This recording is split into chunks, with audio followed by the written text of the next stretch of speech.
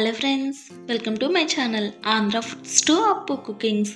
ఈరోజు వీడియో వచ్చేసి హెల్తీగా రాగి పిండితో బందోసులు చేసి చూపిస్తున్నానండి. టేస్ట్ మాత్రం చాలా బాగుంటుంది.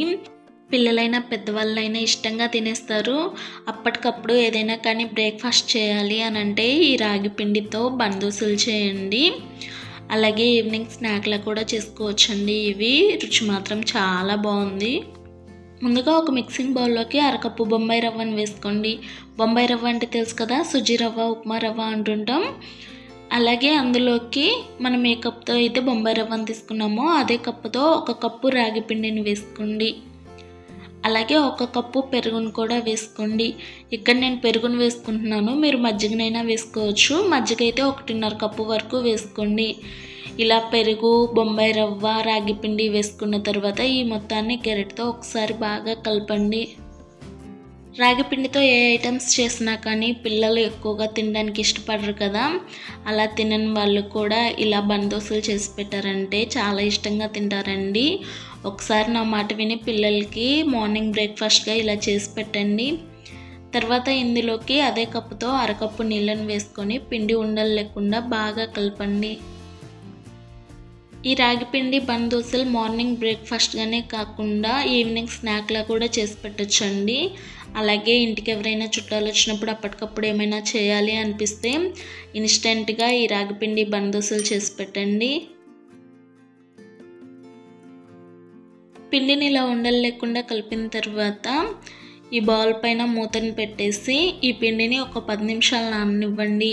ఇలా ఎందుకు నానబెట్టుకోవాలి అని అంటే మనం వేసిన రవ్వ ఉంది కదా, రవ్వ చక్కగా నానుతుందండి. ఒక 10 నిమిషాలు నానింది అని అంటే చూడండి, ఇలా ఒక 10 నిమిషాలు నానిన తర్వాత ఒక మిక్సీ జార్ని తీసుకొని ఈ పిండిని మిక్సీ జార్లోకి వేసుకొని మెత్తగా గ్రైండ్ చేసి తీసుకోండి. మనం దోశ పిండిని ఏ విధంగా అయితే గ్రైండ్ చేస్తామో అలా గ్రైండ్ చేసి తీసుకోండి. ఇలా గ్రైండ్ చేసేటప్పుడు ఈ పిండిలోకి వాటర్ ఏమీ వేసుకోవద్దండి. వాటర్ వేయకుండానే మెత్తగా గ్రైండ్ చేసి తీసుకోండి. పిండిని ఈ విధంగా గ్రైండ్ చేసుకున్న తర్వాత ఈ పిండిలోకి కొంచెం సాల్ట్, బేకింగ్ సోడా వేసుకొని మీరు ఈ విధంగా అయినా కానీ ప్లెయిన్గా బందోసులు వేసుకోవచ్చండి. కాకపోతే నేను ఈ బందోసులు ఇంకొంచెం టేస్టీగా రావటం కోసం ఇందులోకి పోపును కూడా కలిపి వేస్తున్నాను. అందుకోసం స్టవ్ పైన ఒక కడాయిని పెట్టుకొని అందులోకి 2 టీ స్పూన్ల నూనెను వేసుకోండి.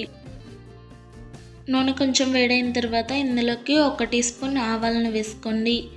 అలాగే 1 టీ స్పూన్ జీలకర్రను కూడా వేసుకోండి. ఒక పెద్ద సైజు ఉల్లిపాయలని ఇలా సన్నగా కట్ చేసి వేసుకోండి.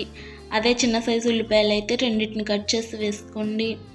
ఒక 3 పచ్చిమిర్చిని కూడా ఇలా సన్నగా కట్ చేసి వేసుకొని ఉల్లిపాయ ముక్కలు, పచ్చిమిర్చి కొంచెం మెత్తబడే వరకు మీడియం ఫ్లేమ్లో 1-2 నిమిషాలు ఫ్రై చేసుకోండి. ఇలా పోపును కలిపి వేసుకున్నాము అంటే బందోసులు చాలా టేస్ట్గా ఉంటాయండి. ఇలా నచ్చిన వాళ్ళు మీరు అలా డైరెక్ట్గా అయినా కానీ కొంచెం సాల్ట్, బేకింగ్ సోడా వేసుకొని డైరెక్ట్గా వేసుకోవచ్చు. అలానే తర్వాత ఇందులోకి ఒక 1/2 టీ స్పూన్ ఇంగువను కూడా వేసుకోండి. అలాగే 2 రెమ్మల కరివేపాకును కూడా ఇలా సన్నగా కట్ చేసి వేసుకోండి. ఒక పెద్ద సైజు టమాటాని కూడా ఇలా సన్నగా కట్ చేసి వేసుకొని మీడియం ఫ్లేమ్లోనే టమాటాలు కొంచెం మెత్తబడే వరకు ఫ్రై చేసుకోండి. టమాటా ముక్కలు కూడా ఇలా కొంచెం సాఫ్ట్గా అయిన తర్వాత ఇంకా స్టవ్ ఆఫ్ చేసేసి ఈ పోపుని మనం ముందుగా ప్రిపేర్ చేసుకున్న రాగి పిండిలోకి వేసుకుని కలపండి. మీకు ఇంకా కావాలి అనుకుంటే కొంచెం క్యారెట్ తురుమును కూడా వేసుకోవచ్చండి, ఇంకా బాగుంటుంది టేస్ట్. తర్వాత ఇందులోకి రుచికి సరిపడా సాల్ట్ని వేసుకోండి. అలాగే 1/2 టీ స్పూన్ బేకింగ్ సోడాను కూడా వేసుకోండి. కొంచెం కొత్తిమీర తరుగును కూడా వేసుకొని ఈ పిండి మొత్తాన్ని గరిటెతో బాగా కలపండి. బేకింగ్ సోడా అయితే కంపల్సరీ వేసుకోవాలండి, అప్పుడే మనకి ఈ బందోసులు పొంగుతూ వస్తాయి. ఒకవేళ మీ దగ్గర బేకింగ్ సోడా లేదు అనుకుంటే ఈనో ప్యాకెట్ ఉంటుంది కదా, ఆ ఈనో ప్యాకెట్లో సగమైనా కానీ వేసుకొని, అంటే ఒక ప్యాకెట్లో సగమైనా కానీ వేసుకొని ఈ బందోసులు వేసుకోవచ్చు. పిండిని ఇలా కలిపిన తర్వాత స్టవ్ పైన లోతుగా ఉన్న ఒక కడాయిని పెట్టుకొని అందులోకి 1 టీ స్పూన్ నూనెను వేసుకోండి. నూనె కొంచెం వేడైన తర్వాత 2 గరిటెల పిండిని వేసుకోండి. ఇలా లోతుగా ఉన్న కడాయినే తీసుకోండి. ఇలా కడాయి లోతుగా ఉంటేనే బందోసులు పర్ఫెక్ట్గా వస్తాయండి. ఇలా పిండిని వేసుకున్న తర్వాత పైన మరొక టీ స్పూన్ నూనెను వేసుకొని మూతతో కవర్ చేసి లో ఫ్లేమ్లో 2 నిమిషాల పాటు ఒకవైపు చక్కగా కాలనివ్వండి. లో ఫ్లేమ్లో కాల్చుకోవాలండి, అప్పుడే లోపల వరకు చక్కగా కాలుతుంది. లేదంటే లోపల రాగిపిండి పచ్చి పచ్చిగానే ఉంటుంది. 2 నిమిషాలు ఇలా కాలిన తర్వాత మరొక వైపుకి నిదానంగా రివర్స్ చేసుకొని మూతతో కవర్ చేసి రెండో వైపు కూడా 2 నిమిషాల పాటు లో ఫ్లేమ్లో కాలనివ్వండి. ఇక్కడ నేను నూనెను వేసుకున్నాను కదా, మీరు నూనె వద్దు అనుకుంటే నూనె ప్లేస్లో నెయ్యినైనా కానీ వేసుకోవచ్చండి. అంటే పిండి వేయకముందు 1 టీ స్పూన్ నెయ్యిని వేసుకోవచ్చు, పిండి వేసిన తర్వాత మరొక టీ స్పూన్ నెయ్యిని వేసుకోవచ్చు. నెయ్యితో అయితే ఇంకా చాలా టేస్ట్గా ఉంటుంది. తినని వాళ్ళు ఇలా నూనెనైనా కానీ వేసుకోవచ్చు. చూడండి, ఇలా 2 వైపులు చక్కగా కాలిన తర్వాత రాగి పిండి బన్ దోశ అయితే రెడీ అయింది. ఇది ఒక ప్లేట్లోకి తీసేసుకొని నేను ఇక్కడ మీకు మరొకటి కూడా చేసి చూపిస్తున్నాను. చూడండి, ఈ ప్లేస్లో నెయ్యినైనా కానీ వేసుకోండి. నెయ్యిని వేసుకున్నా కానీ బన్ దోశలు చాలా టేస్ట్గా ఉంటాయి. చూసారు కదా ఎంత సింపుల్గా రాగిపిండి బన్ దోశలు చేసుకోవచ్చో అప్పటికప్పుడు.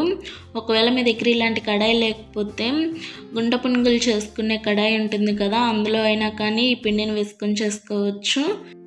ఈ బన్ దోశలు డైరెక్ట్గా ఇలాగైనా తినేయొచ్చండి. ఉల్లిపాయ ముక్కలు, పచ్చిమిర్చి ముక్కలు మనం అన్నీ వేసుకున్నాం కదా, లేదంటే టమాటా చట్నీతో తిన్నారు అని అంటే ఇంకా సూపర్గా ఉంటుంది.